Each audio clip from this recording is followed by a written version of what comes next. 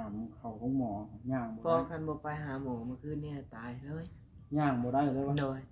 มันขึ้นเลยเดี๋ยวเขาห้ามันขึ้นบ่แน่นหัวใจหันใจจนบ่ได้จนออกเลือดเลยโดยจักโมงเราจะไปไปนะประมาณ4 โมงบ่ได้ยินว่าเรา4 โมงตอนฉันดึกนะโดยตัวคิดว่าสิไปแต่นั้นแหละจักหยังเฮาก็บ่ฮู้มื้อแน่ฮู้มื้อแน่เฮ้ยสิแจ้งแล้วเนาะโดยเออน้องเผื่อท้องบ่โทรเอาพ่อมารอนอนอยู่นี่พอเมื่อคืนนี้นอนเห็นน้องชายหลานนี่โดยเออสร้างเป็นอะไรเนาะขาดสิเจ็บสิเป็นมันบ่ได้ยากเด้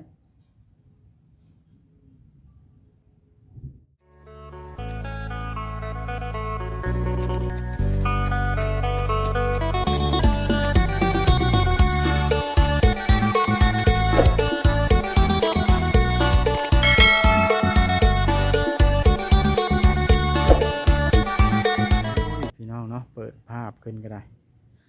มาเฮือนน้องจ้อยพี่น้องเลยได้ข่าวว่าเพิ่นบ่สำบายอย่างนักพี่น้องเลยมาก็จักเพิ่นสิอยู่หรือบ่พี่น้องเอ้ยเห็นเกิบอยู่คู่หนึงนั่นเด้แต่ว่าประตูเพิ่นก็เปิดไว้อยู่ได้พี่น้องเอ้ยฟังอาการจากชาวบ้านเล่าว่าจนสิเอาชีวิตบ่รอดผู้ใดก็เลยแวะเวียนมาเยี่ยมเพิ่นพี่น้องเอ้ยเพิ่นอยู่ผู้เดียวเฮ้ยเนาะจักสิเฮ็ดจังได๋ล่ะบ้านน้องชายหลาก็บ่มีคนน่ะเพิ่นมาอยู่เพิ่นแม่น้องตรวจทองก็บ่มีบ้านน้องไม้ก็บ่มีไปน้องจ้อยน้องจ้อยอยู่บ่ยึดไขประตูไว้เชียวสบายดีว้าโตนั่งจักหน่อยก่อนที่เขามีมือเปียกเป็นจังได๋เดี๋ยวนี้อยู่กับไผเดี๋ยวนี้อยู่ผู้เดียวเพิ่นไปใส่เบิดอ่ะจ้าหลังนี้ได้น้องดาวเด้น้องดาวเข้าชะโลมเหมือนกันน้องดาวข้าวสะโลมคือกันโดยเอาน้องชายหลาเด้ไม่ใช่ลาวบ่ฮู้เขาว่าในบริเวณนี้จะอยู่ผู้เดียวบ่เดี๋ยวนี้โดยแต่เป็นในอาการจังหวะพากันเหงาข้าวสะโลมน้ำเกลือเบิด โอ้โหห้าก็ออกเลือดเมื่อยเลย หากเลือดโดยปัดตัวเป็นแห้งเติบได้ฟังว่าเนี่ยไปกินยังอ่ะน้องจอยสาเหตุนะมาบ้านที่เฮาก็เลยเฮาอยากข้าวแห้งเฮามาแต่บ้านตูมเห็นน้องเทปิ้งชิงหมาเฮาก็ไปจับเอาน้ำเพิ่นตอนนึงเฮาก็กินแล้วก็นอนไปกินชิ้นมาโดยละมานะมันมาแต่ใช้บาโอ้โหน้องเทนี่ก็เห็นรับพิงอยู่นี่เนาะเฮือนเฮาก็จับกินตอนนึงเฮาก็เข้ามานอนสาเหตุนะโดยคิดว่าตัวนั้นเนาะโดยจะเข้ามาให้มาไม่ผิดบ่แม่นเขาเอายาฆ่าหญ้าใส่บ่ใส่น้ำมานะให้มากินนะเป็นได้ถ้าเจ้าไปหาแพทย์หาหมอนี่แล้วบ่โดยเป็นในอาการตอนนี้ค่อนข้างไข้แน่หรือว่ายังทรงโรคจึงได้เงียบไข้นี่แล้วไข้อยู่ใช่นะโดยเก็บเจอพิษนักนี่โอ้ยอันตรายนะโบราณใช่ขาดก็มีได้กินพิษมันรุนแรงอะไรได้หมอพิษนี่กินมาตัวนั้นนะคอยทำอยู่ชาวบ้านคนว่าใครกินมันเป็นผู้นั้นบ่เห็นนั้นลูกไอตีหมูแม็กนะน้องแม็กนะยังลูกบ่ได้อายนะไม่ได้น้องแม็กนั่นเด้ลูกมากินมาชื่อเอาน้ำพอน้ำหวายหัวชื่อน่ะแม่อลิสาชื่อชิ้นแห้งมาแม่อลิสาชื่อ5,000ละมาละไม่เท่าเราเป็นผู้ชื่อละมาละทอดละได้เพิ่นกินหัวแล้วหมกกี้น้องแม็กกับลูกบัวได้เลยนะกินชิ้นหมาแสดงว่าแล้วน้องน้ำน้องเทได้เพิ่นเป็นได้ใช่บ่ได้เป็นอย่างไร บ่ได้เป็นหยังเลย โดย ก็ตะกะทาตะหินแท้เนาะพระเจ้าหันเหยา โดย แล้วน้องชายล่ะน้องหน่วยทองบ่ได้กินน้ำ บ่ได้กิน โอ้ตัวนักหน่วงพอสมควรให้พาเจ้าไปหาหมอ พ่อแหละ พอแก้ววะ โดย อืมหนักหน่วงพอสมควรแล้วได้ข้าวน้ำเกลือปะ โดย ใครรู้สักก็คือมีแหงมาไหนแล้วเนาะ โดย แล้วน้องดาวได้เพิ่นกินหยังจ้ะ บ่ได้กินหยังเพิ่น เมื่อยเชื่อ โดย เออตอนนี้เพิ่นอยู่เพื่อนปะ บ่ฮู้เพิ่นไปข้าวน้ำเกลือกับเตยทองเช้านี้ อืมอ่าตัวเป็นลายดีน้องจ้อย นะ ก็เป็นคืนนี่มานี่ว่าจ้ะ โดยคืนนี้แหละ ตกอยู่ก็อยู่เพื่อนผู้เดียวป่าเนี่ยจะเป็นหันเป็นหนึ่งนี่สินะเจ้ากุบดชวนน้องชายหลามานอนน้ คืนนี้นอนกับเตยทองมื้อนี้ ำคืนนี้ได้ โดย เออชายหลามนอนเพื่อนเพื่อนบอก โดย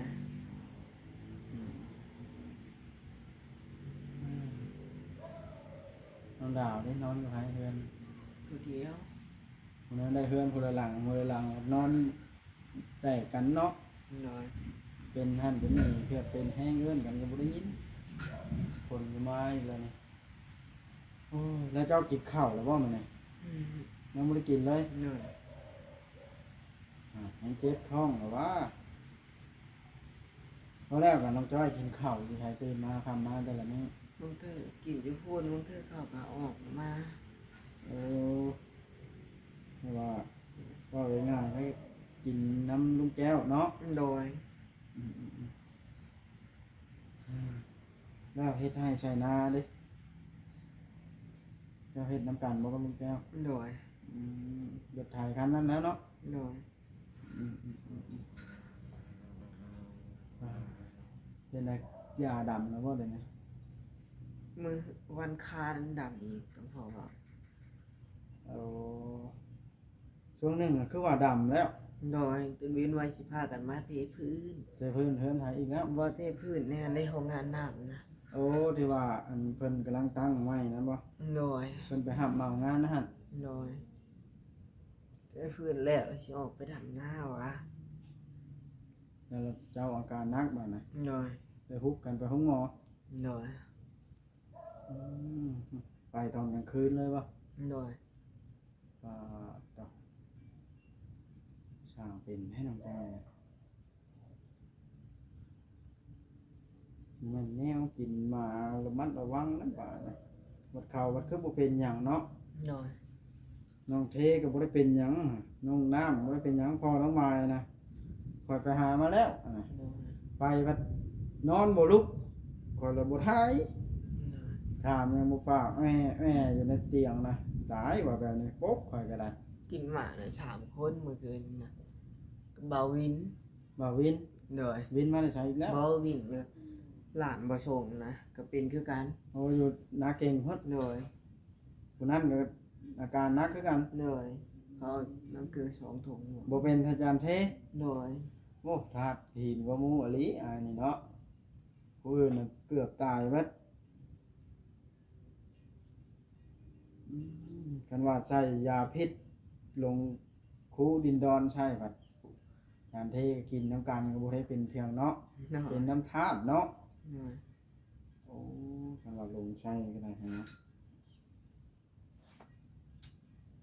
ฮ้ายอันตรายอะไรยังจ้อยอยู่ผู้เดียว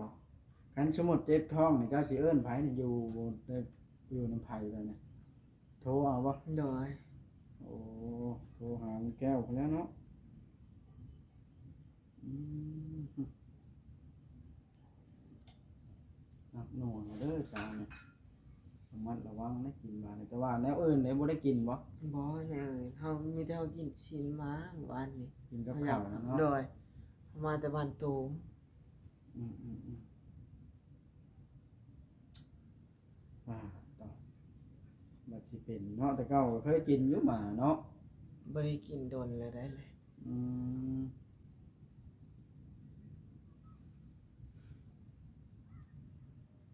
ลายแห้งแท้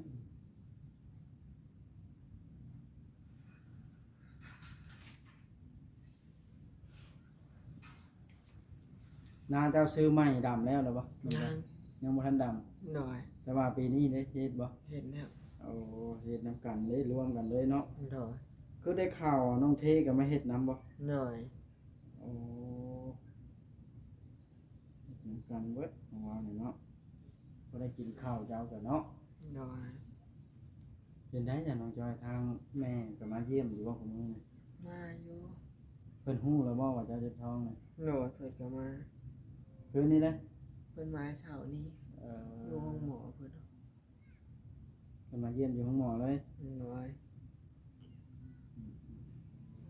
ว่าเพิ่นก็เนาะเพิ่นก็คือตาเห็นแล้วเพิ่นก็บ่ค่อยมีจักสิช่วยเหลือแบบใดเนาะ ห เพิ่ น่ น อ ก็ ย ช่วยเหลือตัวเองกันยังบ่รอดว่าง่ายๆซะน้องเบนอยู่ไสคุมื้อนี่ อยู่บ้านโตมาได้ ยังอยู่บ้านอยู่คุมื้อนี่ หน่อย ผัวเพิ่นเด้ โผตัวใด อ้าวผัวว่าเพิ่นสิเอาวังหนึงนี่เด้ บ่หัวได้เฮานี่ แสดงว่ายังเพิ่นอยู่ผู้เดียวอีกแล้วเดี๋ยวนี้เนาะ หน่อย เออคือว่ากับจานทงคนบ้านนาคนทันช่วงหนึงนี่เพิ่นว่าสิเอาแล้วเปลี่ยนใจอีกแล้วเนาะอืมน้องเจ้าของก็มาอยู่นำเจ้าเนาะเมียเพิ่นบ่มาเลยอาน่ะเนาะ หน่อย เพิ่นก็บ่เมื่อเลย หน่อย แต่ว่ากันแยกกันบ่เวียงได้ฮู้หรอบ่ บ่หัวได้เพิ่นค่าเวียกบ่จ๊ะ อ๋อเพิ่นก็ยังบ่ฮู้เนาะ หน่อย แต่ว่าน้องชายหลาเพิ่นน่ะอัปเดตลง YouTube แล้วบ่ หน่อย อืมจีแม่ๆเพิ่นก็น่าสิได้ฮู้หลายคนแล้วเนาะ หน่อย อืมวันนี้ก็3 โมงแล้วเด้วันนี้เรายังบ่ได้กินข้าวจักเทื่อบ่ อืม นี่ละสาเหตุที่เจ็บท้องน้องจ้อยเลยอย่างหนึ่งก็ได้อืมว่าพอสมควรแล้วนะมานี่เนาะเลยเป็นไดน้องหมาอยู่ปะ บ่หัวเลย อ๋อ เช่นบ่เกิบ ดีแล้วน้องจ้อยใครแน่ละเนาะบ้าน ห นะ น่อย ตัวสาวเป็นอะไรขาดสิเป็นเนาะน้องจ้อย หน่อย จ้อยลงกับปักบ่นี่ หน่อย ลงท้องให้เนาะโอ้สร้างเป็น แต่ว่าถ้าเจ้าก็แบบว่าน้ำกระท่อมก็บ่ได้กินเนาะ อืม ยันว่าวัยรุ่นไว้ยังเขามากินเขตเนี่ย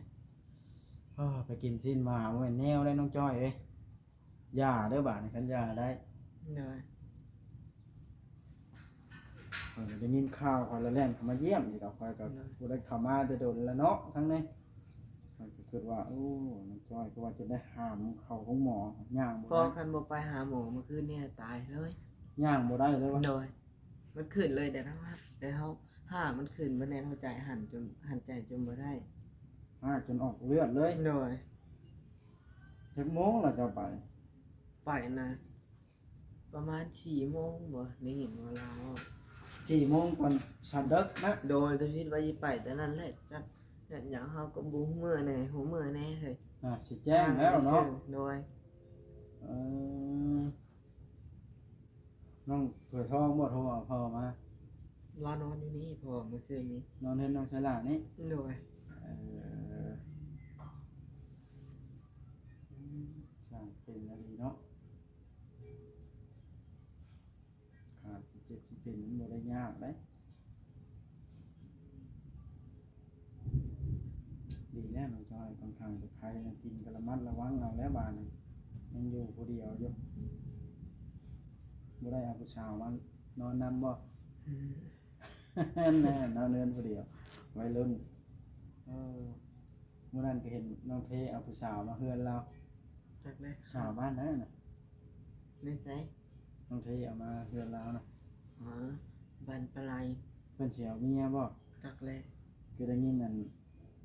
บ่ชมว่าโอ้กระดองเพิ่นสิเอา30 ล้านอยู่เด้ โดย30 บาทนี่แล้วตกคำ2 บาท พูดบ่ได้นะ โดยคันบ้านปลายเล่นเลย ผู้สาวบ้านบ่ได้เพราะว่าเห็นมาในนี้มื้อนั้นนะผู้สาวไผว่าถามผู้สาวน้องเทเพิ่นสิเอาแล้ว ลอง30คำ2บาท โดย คำบาทละ55แล้วเดี๋ยวนี้ 55,000 บาท เฉพาะผู้สาวกับเฮาเว้ากันบาทหนึงแล้วเท่าแก่เว้าอีกเด้บัดนี้เงินเท่าเงินแก่ก็8 ล้าน ว่าเดี๋ยวลำพังอันพ่อน้องวายนะก็บ่พอบาดนี้เนาะอันนี้ก็บ่แม่นว่าดูถูกนะดอกว่าพื้นเราสิเฮ็ดหยังเราก็ขายหน้าอยู่แล้วก็เชิญน้องเทสิเอาเมียบัดน่ะ บ่พอเลย เนาะ เลย นักอยู่ได้อฮะน้องจ้อยได้บ่ทันมีข้าวบ่ โดย ข้าวอุ่นเนาะใหญ่ก่อนประมาณจะ20ปีก่อนเนาะยังขึ้นนาก็ได้รถไถก็ได้เพื่อนก็ได้มีแต่ว่าใหญ่อายุ20จังขึ้นลำบากนี่เพื่อหาคนมาอยู่นํเนาะเพิ่นจักสิเอาครองได้ใช้จะเอาไปเนาะ โดย อยู่ตัวคนเดียวแม่กับบ่แม่นคนห่างซ้ำอีกดีๆน้องจ้อย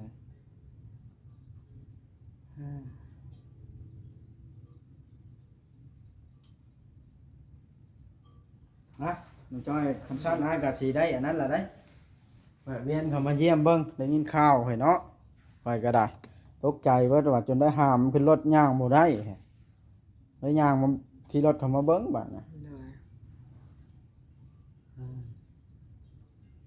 มื้อไหนลงดำนาอีกน้องจ้อยบัดนี้ นึกบ่หัววันคานบ่ รอพอแก้วก่อน เลย จักคนล่ะเฮ็ดนํกันนะ คันในกันเมื่อบ้านเมียทอบบ่ชงน้องเทเฮาแล้วก็น้องวีน้องตุยทอง คือว่าหลายคนเติบเนาะ เลย สิแล้วไว้อยู่สปีนี่พี่น้องเอ้ยก็ประมาณนี้แหละเนาะเข้ามาเยี่ยมน้องจ้อยก็ได้จังใดก็ดีเช้าไวๆเด้อน้องจ้อยเด้อรักษาตัวเองพยายามอยากเข้าก็แล่นออกไปกินในน้ำสางแก้วก็ได้ เป็นได้มานอนรีอยู่ผู้เดียวในแห่งเจ็บท้องอยู่นี่เข้าไปกินน้ำลาวมีหยังในตู้เย็นบ่ได้ซื้อหยังมาแช่ไว้กินบ่เบิ่งข่อยสิย่างไว้เบิ่งเด้อเข้าได้บ่นายเฮือนนี่ ได้ บ่ย่านข่อยเห็นนั่นเห็นนี่บ่ บ่มีหยัง ยันว่าเอาผู้สาวมาเสื่องไว้ หยอกน้องจอยพี่น้องนี่เฮือนเพิ่นก็ได้สะอาดดีนะพี่น้องเฮือนน้องจอยปกติเฮือนวัยรุ่นกับเจ้าสิอยู่หกเฮือแบบมีแต่ เราก็เฮ็ดแต่นี่แหละเฮือนครัวเฮาทันได้ ปกติเฮือนวัยรุ่นเขาสิมียาสูบยาพี่โอ้ยเด้ถือว่าสะอาดพี่น้องเอ้ยพอสมควรอืมเช็คเบิ่งก่อนเพิ่นได้หยังมาแช่ไว้กินว่างเปล่าเสียบมันเสียค่าไผเฮ็ดหยังอันนี้โอ้ย